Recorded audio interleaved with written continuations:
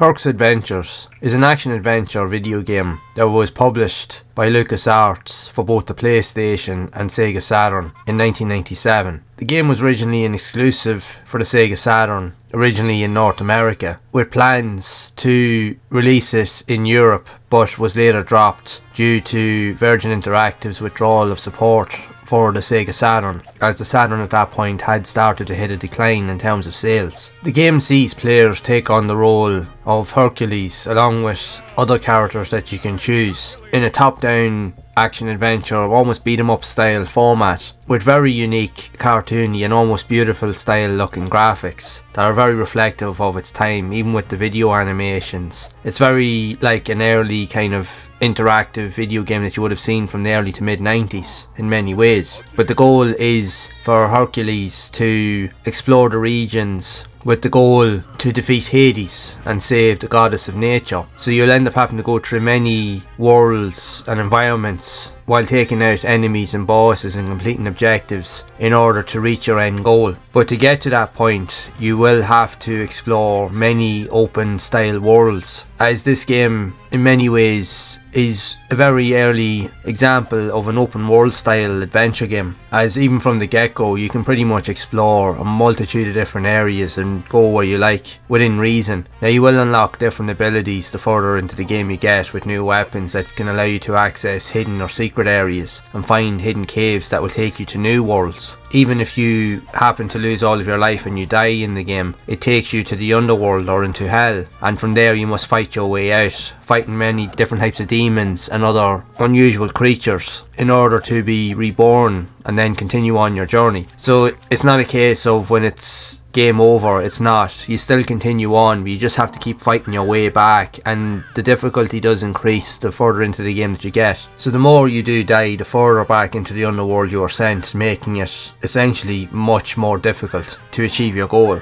So you do always have to be mindful of your surroundings, as in many cases enemies are plentiful. In most cases they instantly or limitlessly respawn, so your health can take a drastic hit and you can lose it all very, very quickly if you're not too careful, especially if you get surrounded by multiple enemies at once, because they can take a lot of health out of you. You can receive a lot of damage, but you are able to increase your health and abilities from acquiring power-ups and buying various resources from different merchants that you will inevitably meet throughout your playthrough, as the game does gradually increase in difficulty, even pretty much from the get-go. It's not an easy game to pick up and play, even from my own experience having sat down with it and spending some time with it. I really love the graphical style. It's very cartoony and it's a beautiful looking game and really reflects its time period. There's something really quirky and unique about it, and it has a very similar play style that would have been seen in another popular game way back with Zombies Ate My Neighbours. It's very, very like that game in how it plays out.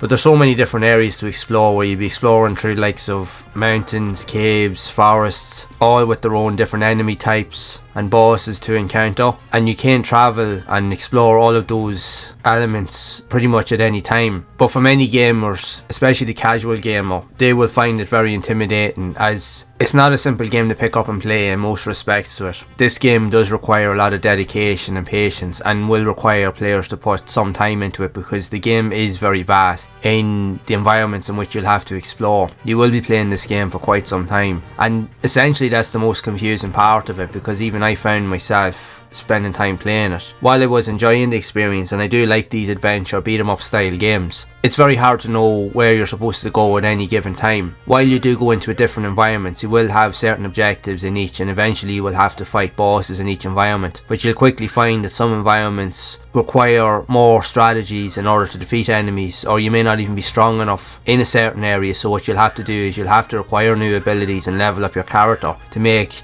your playthrough of those environments easier. But you'll quickly find that out because of the amount of times that you will die, and you will die a lot in this game. So in most respects that can be the most confusing part, because while you can go to most places at the start, it's hard to know really where to spend most of your time and where do you really go, because there is so many areas that you can go to, and that can throw a lot of people off. That was the most confusing aspect I found with the game. But I suppose with a lot of these older type of games, that was always the main thing about them. They were difficult to pick up and play, but at the same time there was very little in terms of tutorials or guidance to show you really what you needed to do.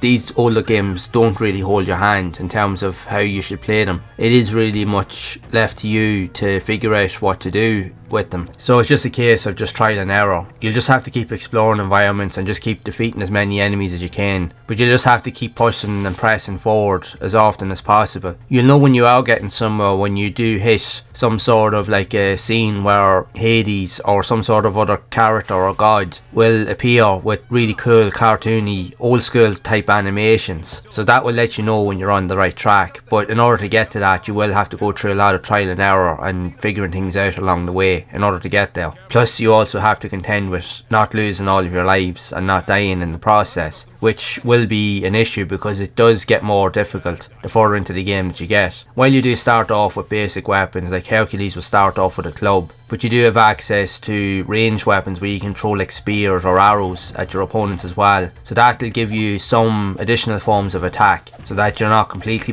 so that way you won't be completely bombarded by enemies. So you just have to have different strategies around how you approach different situations, but that's what adds to the unique and fun appeal of the game. Yes, it's difficult and it is time consuming, but I think that it's one of those games that once you put a bit of time into it, you will have a good experience overall. The game itself was met with mostly positive reviews among launch, many liking the inclusion of the different playable characters with their own strengths and abilities and weaknesses. And they liked the fact is that it had so much in terms of explorative and upgradable elements, but many found the game quite difficult to play, and the fact is, like I mentioned, being able to go pretty much everywhere, it left it quite confusing for many players to understand really what you were supposed to do, as there wasn't really much guidance until you hit a checkpoint or until you hit some form of cutscene where one of the gods or someone would appear, and that would kind of give you an outline as to where you were supposed to be. But even with those flaws, it's still a very good game, and in many ways it's an underrated and often overlooked game. It has really cool, beautiful cartoony style graphics for its time that still hold up well today, and now that it's on the PlayStation Plus Premium collection, if you have a PlayStation 5 PlayStation Plus subscription, there's no excuse to go back now and to play this game